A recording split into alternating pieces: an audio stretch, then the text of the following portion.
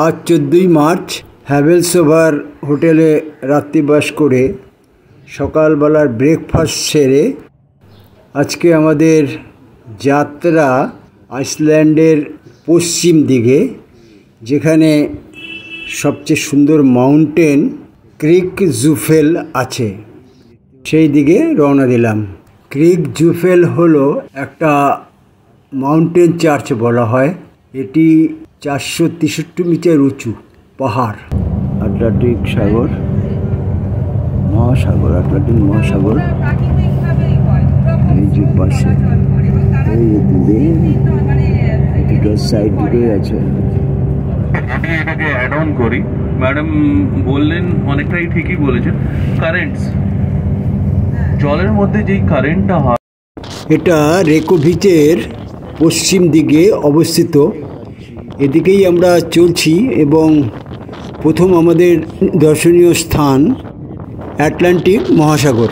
বাইরে বেশ ঠান্ডা, আস্তে আস্তে আমরা অনেকে মহাসাগরের দিকে এগিয়ে গেলাম এবং ভালো করে পরিদর্শন করলাম।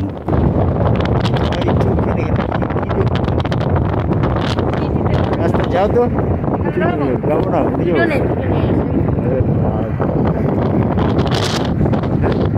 ব্রিজের উপর দিয়ে আমরা যাচ্ছি। এটা আটলান্টিক সাগরের উপর দিয়ে, উপর দিয়ে এই ব্রিজ ক্রস করছে এবং ওই অপোজিটে একটা রেলও যাচ্ছে, আবার পাশ দিয়ে গ্রাম আছে। এবারে দ্বারকা করলো, দ্বারকা ভেট দ্বারকা যে সিলিং রুট, ওটাও তো ওপেন হয়ে গেল। এই যে দুদিকেই এই যে নিচ দিয়ে জল, উপর দিয়ে সমুদ্রের তলায় নগরটা নিয়ে ওটা তো আছেই বড়। হ্যাঁ, কিন্তু ওটা আগে কেউ যেত না। না না, আগে যেত, এতটা দেখুন। Okay everyone, please get ready. Another 5 minutes. We are stopping for the photo stop. Quick 10 minutes. সবাইকে রিকোয়েস্ট, নাক কান সবগুলো ঢাকা দিয়ে নামবেন। কোস্ট থেকে বেশি দূরে যাবেন না। আই আন্ডারস্ট্যান্ড সবাই এনথুজিয়াস্ট ফটো নেওয়ার জন্য, কিন্তু বাইরে ওয়েন্টটাকে লক্ষ্য নজর করবেন। ইট ইজ ভেরি, মানে আমরা নর্মাল প্লেন ল্যান্ড থেকে অনেকটা হাইটে আছি।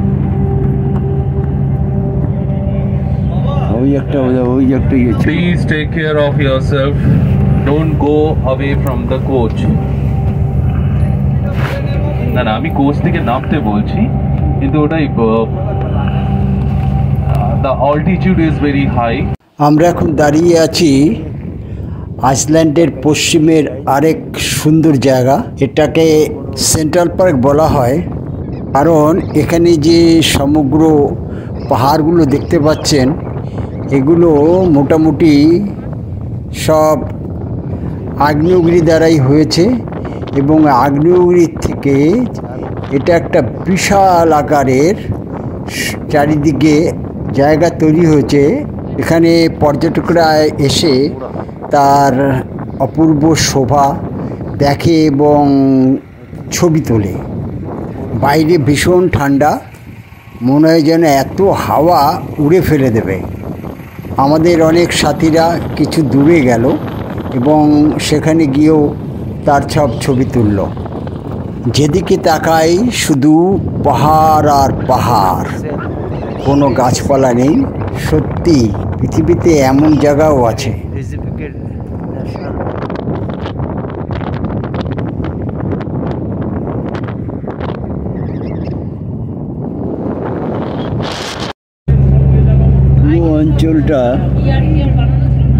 পুরো অঞ্চলটা বরফাবৃত এবং এখানে যে দেখতে পাচ্ছেন যত এই পাহাড়গুলো সব তৈরি হয়েছে ভলকানো দিয়ে। এই জন্যই এই জায়গাটাকে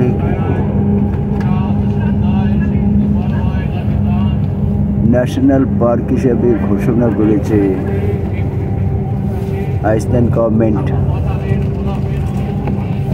এবং পাশে যে যত বরফ গোলা জল, সেগুলো এসে জমা পড়েছে এই যে নিচে, এই জায়গায়। এখানে একটা দর্শনীয় প্লেস এবং সব টুরিস্টরা সবাই এসে এখানে একবার করে দর্শন করে। এবং সামনে দেখুন ওই যে রাস্তা,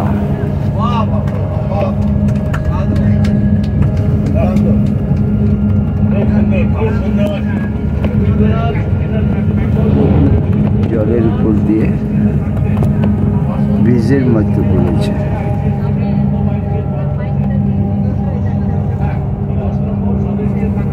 আইল্যান্ডের বিশেষ প্লেস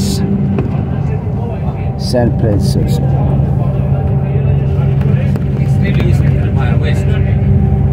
হ্যাঁ, এটা বেশ টপ এবং এটা একদম এক্সট্রিমিস্ট ওয়েস্ট এটা আইসল্যান্ডের।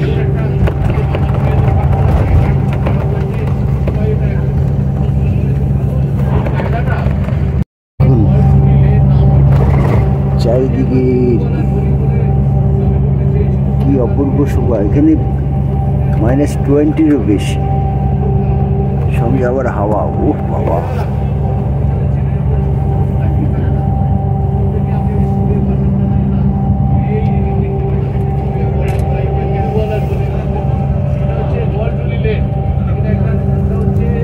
আমরা এখন গাউন্ডার ফসিভিস শহরের উপর দিয়ে যাচ্ছি। এটা আইসল্যান্ডের পশ্চিমে সেলসফেলনেস উপদ্বীপের উত্তর দিকে এই শহর। এটা একটি পর্বত শ্রেণী সমুদ্রের মধ্যে অবস্থিত।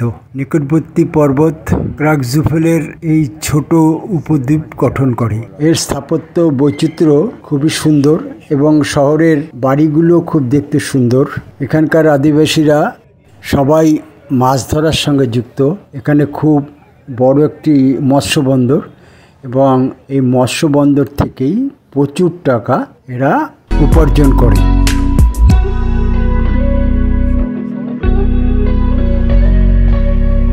আমরা এখন দাঁড়িয়ে আছি ক্রিগজাফেল মাউন্টেনের সামনে।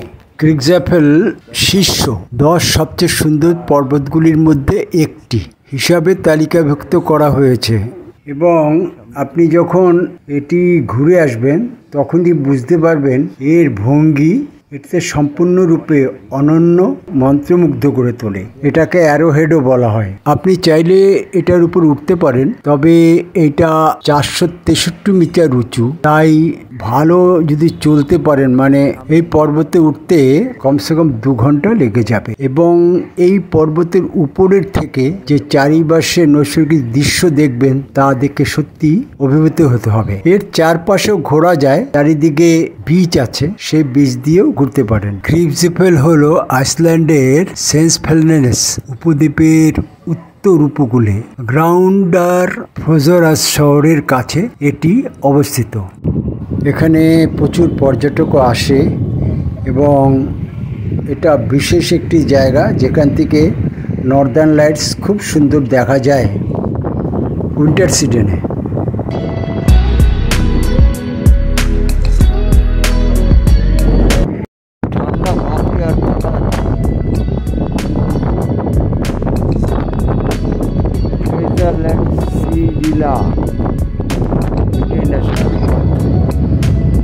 সব যাচ্ছে এবং তার আগে নীলা মাউন্টেন আছে।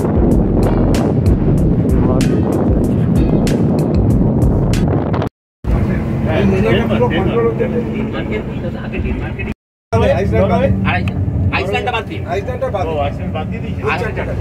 আইসল্যান্ডটা কিন্তু স্ক্যান্ডিনেভিয়ানের মধ্যে পড়ে না, এটা কিন্তু নর্ডিক কান্ট্রি। নর্ডিক পাঁচটা, নর্ডিক বলতে পাঁচটা, স্ক্যান্ডিনেভিয়ান বলতে চারটি।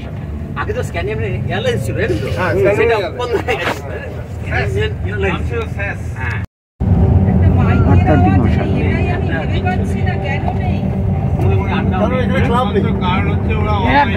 গাড়িরও হর্ন দেয় না। বোমের আওয়াজ নেই, এখন ছাত্রীও বোম ফাটে। হ্যাঁ, মাঝরাতে তীরে চমকানো বোমের আওয়াজ। এখানে ক্লাব নেই, ক্লাবগুলোকে বোঝা যায় না না, ক্লাব না, আমাদের মতো লোকেরাই করে ক্লাবকে। এই ক্রিক জিফেল এবং গাউন্ডার ফজার্স ঘোরার পরে আমরা দুপুরবেলায় লাইট লাঞ্চ সেরে আমাদের পরবর্তী গন্তব্য রেইকভিক শহর। আমরা এখন রেইকভিক শহরের উপর দিয়ে যাচ্ছি। রেইকভিক আইসল্যান্ডের রাজধানী ও বৃহত্তম শহর। শহরটি আইসল্যান্ডের দক্ষিণ পশ্চিম অংশে সেলথিয়ানার্স উপদ্বীপের উত্তর অংশে ফাস্কফাইস উপসাগরের দক্ষিণ পূর্ব কোণায় অবস্থিত। রেইকভিক আইসল্যান্ডের বৃহত্তম শহর, সাংস্কৃতিক কেন্দ্র ও একটি প্রধান মৎস্য বন্দর। এটি আইসল্যান্ডের বৃহত্তম শিল্প ও বাণিজ্যিক কেন্দ্র। দেশের প্রায় অর্ধেক শিল্প কারখানা এখানে অবস্থিত। এখানে খাদ্য প্রক্রিয়াকরণ, পোশাক, রং, ধাতব দ্রব্য, মুদ্রিত বস্তু, জাহাজ নির্মাণ ইত্যাদি শিল্প কারখানা আছে। ক্যাফেলিপ রেইকভিকের আন্তর্জাতিক বিমানবন্দর, এটা রেইকভিকে অবস্থিত। রেইকভিক শহর সম্বন্ধে আমাদের গাইড কিছু জানালেন।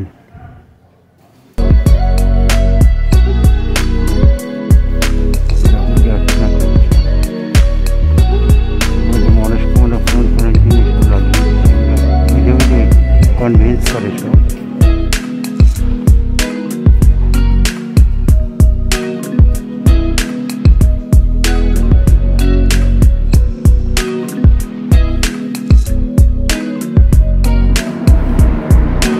চার্চের সামনে দাঁড়িয়ে আছি, বিশাল চার্চ। এই চার্চটা ড্যানিশটা এই চার্চটা বানিয়েছে আমাদের হেলসিঙ্কি লেকের ডোনেশন দিয়ে, এবং এটি এত লম্বা সারা হেলসিঙ্কি লোক সব দেখতে। আর এই হেলসিঙ্কি শহর, হেলসিঙ্কি দেখুন। হ্যাঁ, কি হচ্ছে, কি বলছে কি? রেইকভিক একটি আধুনিক এবং পরিচ্ছন্ন শহর। শহর বেশিরভাগের মধ্য দিয়ে প্রবাহিত করে দালানগুলিকে গরম রাখা হয়। এই গরম জলের আউটডোরে সাঁতার কাটার পুলগুলিতেও সরবরাহ করা হয়। এই শহরে আইসল্যান্ড বিশ্ববিদ্যালয়, আইসল্যান্ডের আইনসভা, আলথিং, রেইকভিকের সঙ্গীতশালা, লুথারান ক্যাথিড্রাল, জাতীয় গ্রন্থাগার, জাতীয় সংগ্রহশালা এবং জাতীয় নাট্যশালা অবস্থিত। আর্নি মগেসন ইনস্টিটিউট আইসল্যান্ডের বিশ্ববিদ্যালয়ের অংশ, এবং এখানে আর্নি মগেসনের লেখা খসড়ার একটি সংগ্রহ আছে।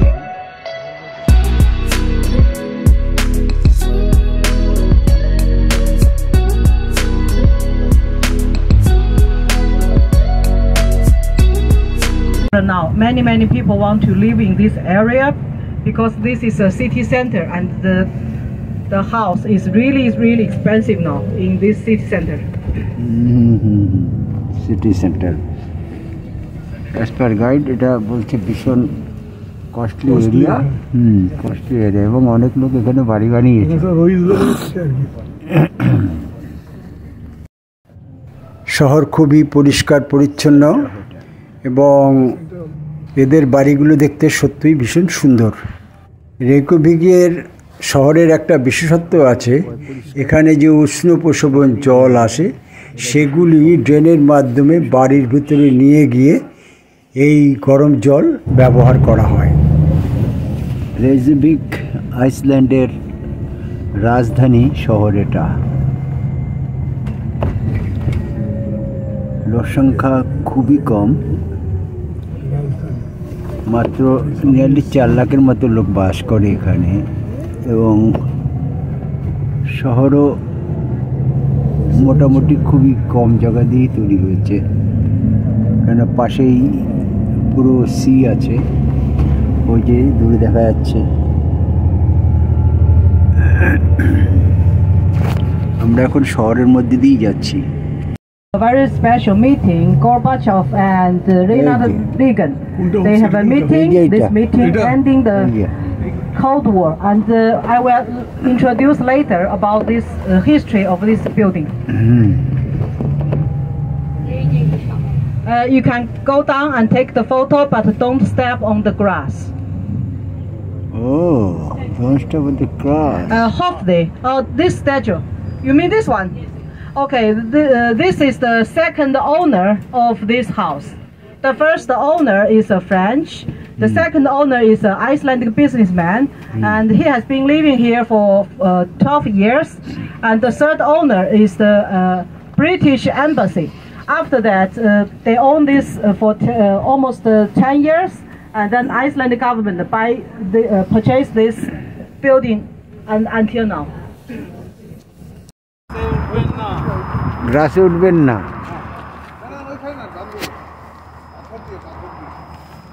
গ্রাসে উঠবেন না।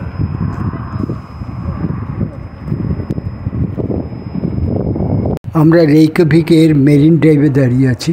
সামনে দেখতে পাচ্ছেন এটা তিমি মাছের স্কেলেটন। এখানকার লোক তিমি মাছ প্রচুর খায় এবং তিমি মাছেরা ধরে এবং তিমি মাছ প্রচুর বাইরে রপ্তানি করে এবং এতে এদের প্রচুর আর্ন হয়। রেইকভিকের এটা সবচেয়ে সুন্দর জায়গা।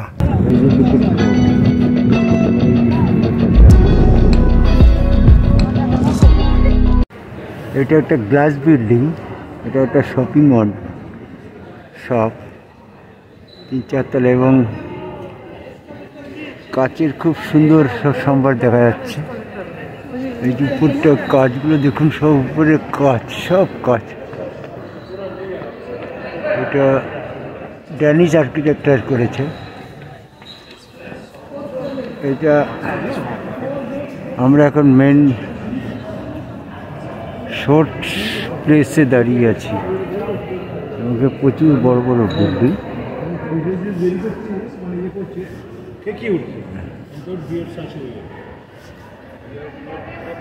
এই যে সুন্দর সব গ্লাস হাউস, গ্লাস দিয়ে তৈরি করা।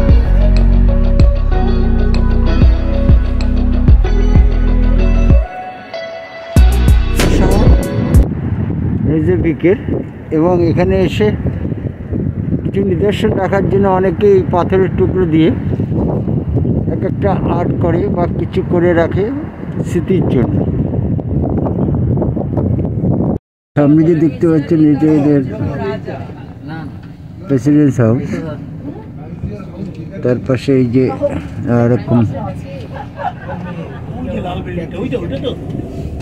এরকম অফিসিয়াল আছে। Maybe someday later. That's my dream. রেইকভিক শহর।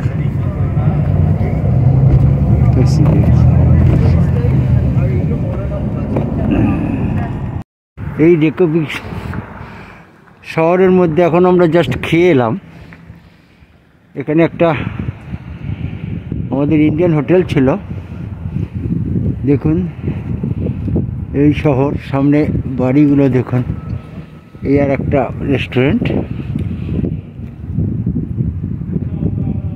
এখন প্রায় 7:30-8টা বেজে এসছে, একদম এখনো লাইট আছে। রেইকভিক শহর পরিদর্শন করার পরে আমরা রাতের ডিনার সেরে এই রেইকভিক শহরের উপরে একটা হোটেলেই আজকে আমাদের রাত্রিবাস। এখানেই আমাদের আইসল্যান্ড ভ্রমণ শেষ।